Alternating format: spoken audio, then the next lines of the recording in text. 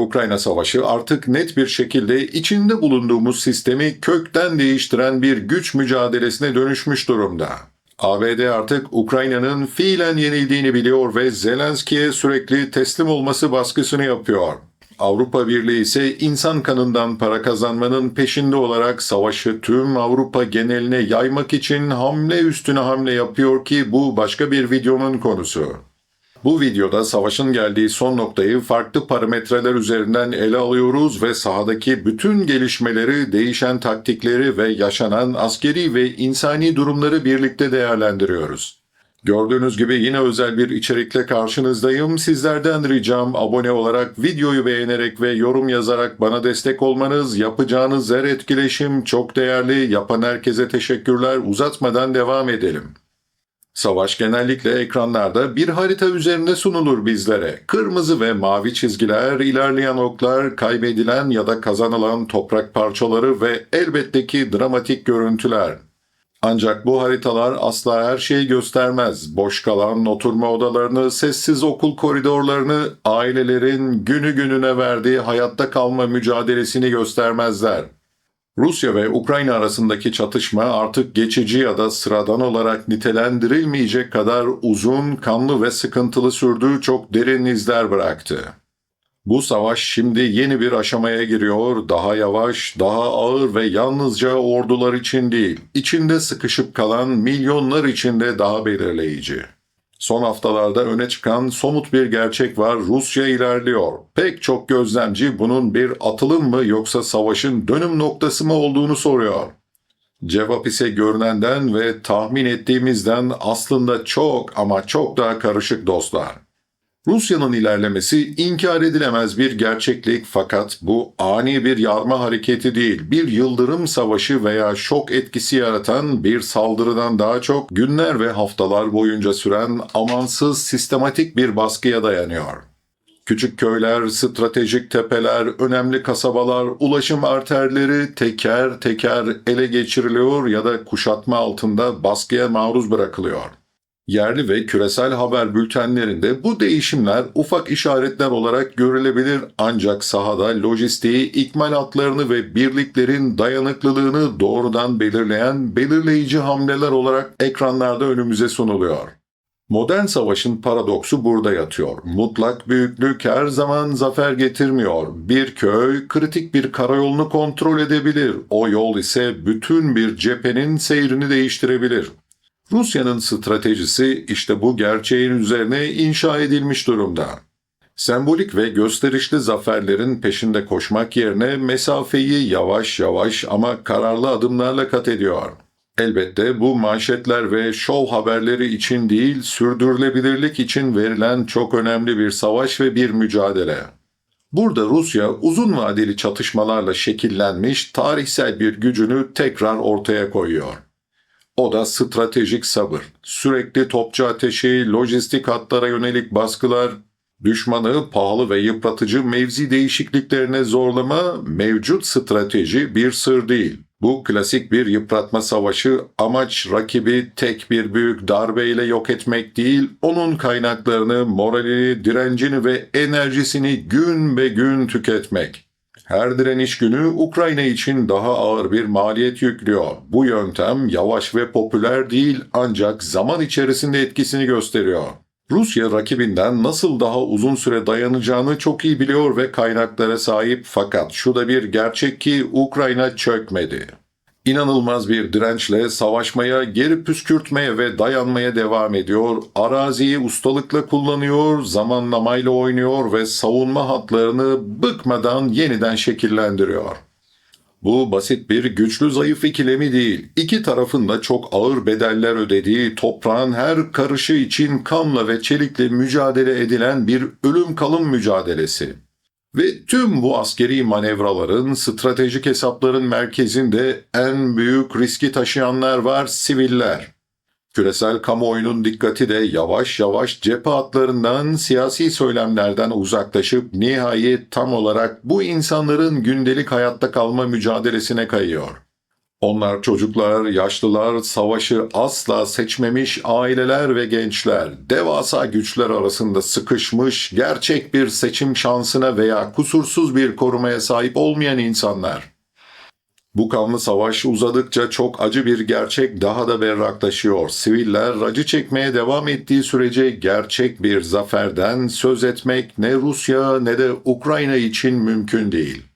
Rus kontrolü altındaki bölgelerden gelen bazı görüntüler ise dışarıdan bakanlar için büyük soru işaretleri uyandırıyor. Buralarda yaşayan bazı sakinler hatta misafirperver görünebiliyor. Ruslar geldiği için panik halinde değiller. Bu durum analiz gerektiren karmaşık bir sosyal gerçekliğe de işaret ediyor. İlk faktör paylaşılan tarih ve kültürel bağlar, ortak miras. Doğu Ukrayna'nın Rusya ile dil, kültür ve aile bağlarıyla örülü uzun bir geçmişi var. Birçok insan için Rusya tamamen yabancı bir unsur değil. Ancak bundan çok daha önemli bir faktör derin bir tükenmişlik hali. Uzun yıllar boyunca süren belirsizlik, siren sesleri, bombalar, elektrik kesintileri, temel ihtiyaçların karşılanamaması. Bu koşullar altında siyasi tercihler lüks haline geliyor. Öncelik mutfak anlamında hayatta kalmak. Silah sesleri durduğunda, insani yardım ulaştığında, elektrik geri geldiğinde bu bir ev için küçük ama çok önemli bir zafer anlamına geliyor. Rusya bu psikolojik ve pratik gerçeği sahada çok etkin bir şekilde kullanıyor. Kontrol ettiği bölgelerde yalnızca askeri bir güç olarak değil, aynı zamanda bir hizmet sağlayıcı, bir düzen kurucu olarak da konumlanmaya çalışıyor ve bunu büyük oranda başarıyor. İnsani yardım dağıtımı, gıda tedariği, altyapının onarılması gibi çok somut adımlar atıyor.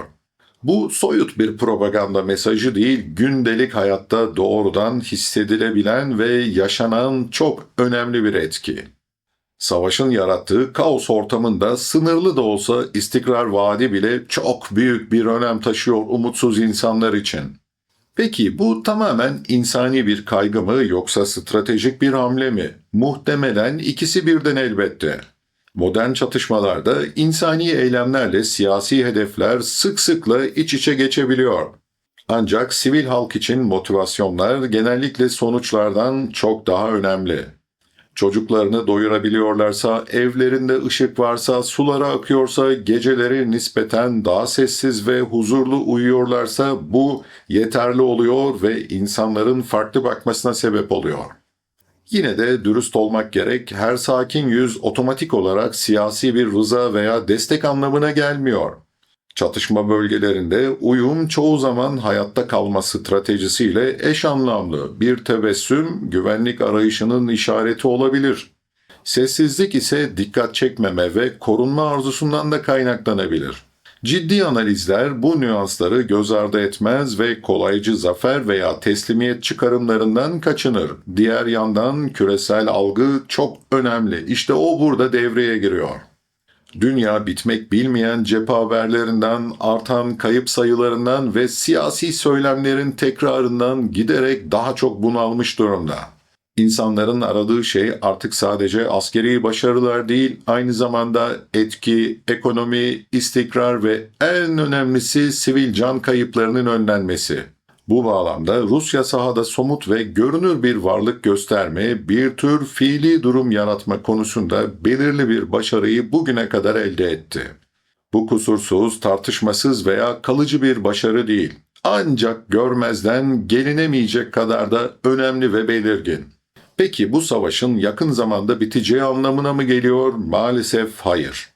Rusya çok ağır bedeller ödeyerek de olsa ilerlemeye devam edecek mi? Büyük olasılıkla evet. Ukrayna direnişi sona erdirilecek mi? Yakın bir gelecekte mümkün görünmüyor. Net olan bir şey var, savaşın doğası evrim geçirdi. Hızdan dayanıklılığa, ani saldırılardan sürdürülebilir baskıya, sembolik hedeflerden maddi gerçekliğin kontrolüne doğru önemli bir kayış söz konusu. Rusya toprak kazanıyor, Ukrayna'yı darmaduman ediyor, baskısını arttırıyor ancak bu savaşın özü asla yalnızca bir harita meselesi olmayacak. Asıl özü o haritanın üzerinde yaşayan, nefes alan, acı çeken ve umut eden insanlarda, savaşın yönteminde ve yarattığı acıların nasıl yönetildiği yatıyor. Uluslararası toplumda giderek sadece ham gücü değil kaosun ortasında bir düzen tesis etme ve en azından asgari yaşam koşullarını sağlama kapasitesini de değerlendirmeye başladı. Belki de çatışmanın nihai yönü giderek bu alanda, insani alanlarda ve değerlerde belirlenecek.